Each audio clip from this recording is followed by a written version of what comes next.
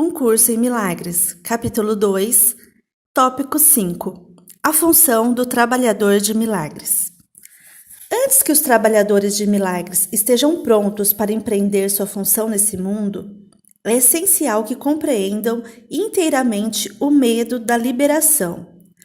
De outro modo, podem inadvertidamente fomentar a crença em que liberação é aprisionamento, uma crença que já prevalece muito. Essa percepção equivocada surge, por sua vez, da crença em que o dano pode ser limitado ao corpo. Isso acontece em função do medo subrepetício de que a mente pode ferir a si mesma. Nenhum desses erros é significativo porque as criações equivocadas da mente, na realidade, não existem. Esse reconhecimento é um instrumento de proteção muito melhor do que qualquer forma de confusão de níveis, porque introduz a correção no nível do erro. É essencial lembrar que só a mente pode criar e que a correção pertence ao nível do pensamento. Ampliando uma declaração anterior, o espírito já é perfeito e, portanto, não requer correção. O corpo não existe, exceto como instrumento de aprendizado para a mente. Esse instrumento de aprendizado não está sujeito a erros próprios, porque não pode criar. É óbvio, então, que induzir a mente a desistir de suas criações equivocadas é a única aplicação da capacidade criativa que é verdadeiramente significativa.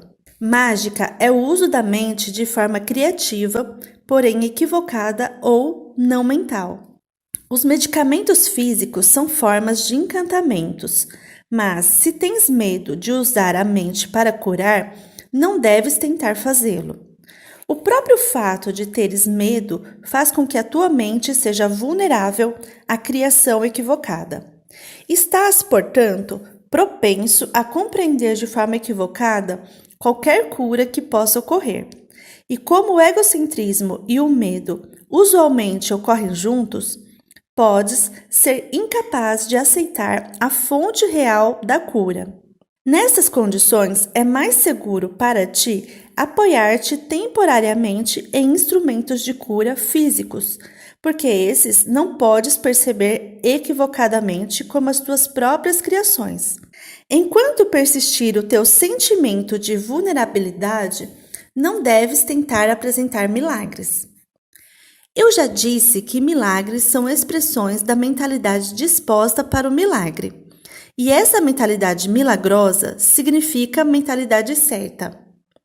Aquele que tem a mentalidade certa não exalta nem deprecia a mente do trabalhador de milagres ou a de quem o recebe. Todavia, como uma correção, o milagre não precisa esperar que a mentalidade daquele que recebe esteja disposta para o que é certo. De fato, seu propósito é restaurá-lo à sua mente certa.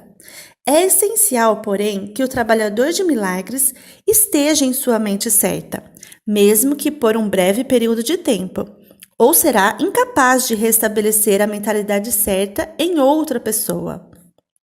O curador que confia em sua própria prontidão está colocando em perigo a sua própria compreensão. Tu estás perfeitamente seguro enquanto estás completamente despreocupado com a tua prontidão, mas mantens uma confiança consistente na minha. Se as tuas inclinações para trabalhar em milagres não estão funcionando adequadamente, isso sempre acontece porque o medo introduziu-se na tua mentalidade certa e a virou de cabeça para baixo.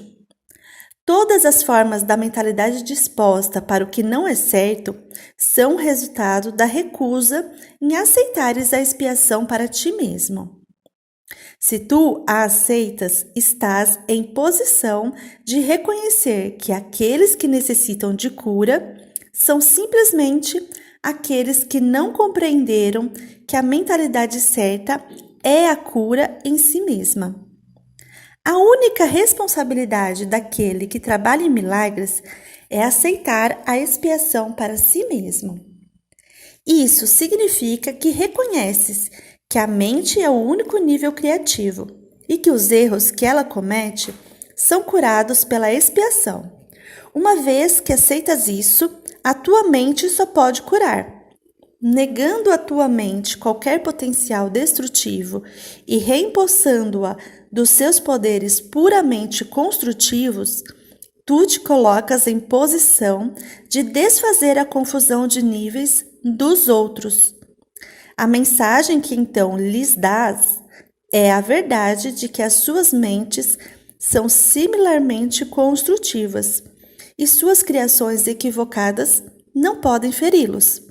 Afirmando isso, liberas a mente da supervalorização do seu próprio instrumento de aprendizado e a restauras à sua verdadeira posição como aprendiz. Deve-se enfatizar mais uma vez que o corpo não aprende nem tampouco cria. Como um instrumento de aprendizado, ele meramente segue o aprendiz.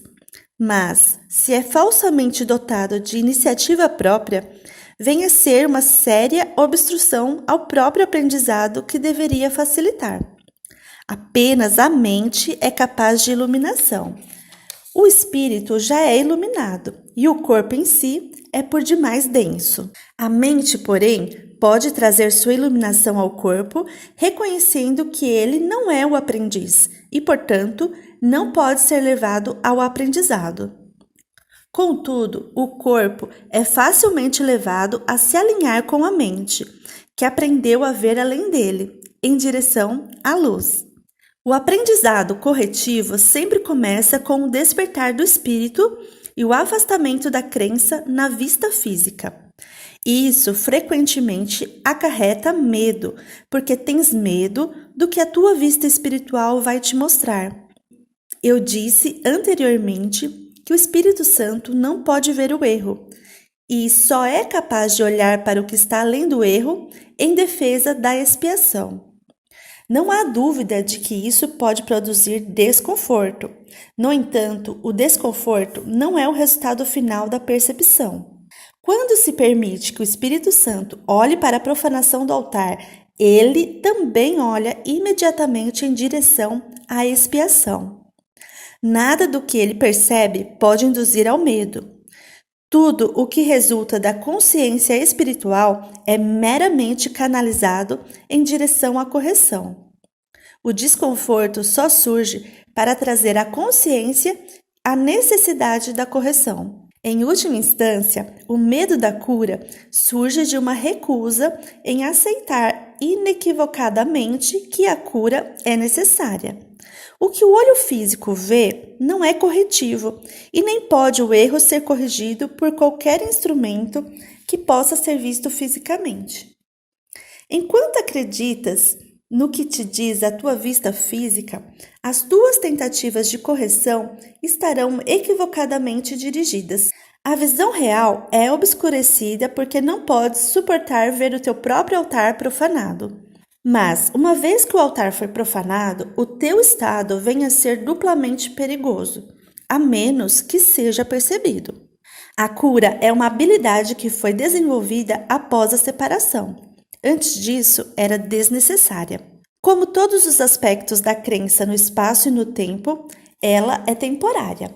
Contudo, enquanto o tempo persiste, a cura é necessária como um meio de proteção. Isso é assim porque a cura baseia-se na caridade, e a caridade é uma maneira de perceber a perfeição do outro, mesmo quando não podes percebê-la em ti mesmo. A maioria dos mais elevados conceitos que tu és capaz de ter agora depende do tempo. A caridade é realmente um reflexo mais fraco de uma abrangência do amor muito mais poderosa, que está muito além de qualquer forma de caridade que possas conceber por enquanto. A caridade é essencial à mentalidade certa, no sentido limitado no qual ela pode ser agora alcançada. A caridade é um modo de olhar para o outro como se ele já estivesse muito além das suas realizações fatuais no tempo. Como seu próprio pensamento é faltoso, ele não pode ver a expiação para si mesmo, ou não teria nenhuma necessidade de caridade.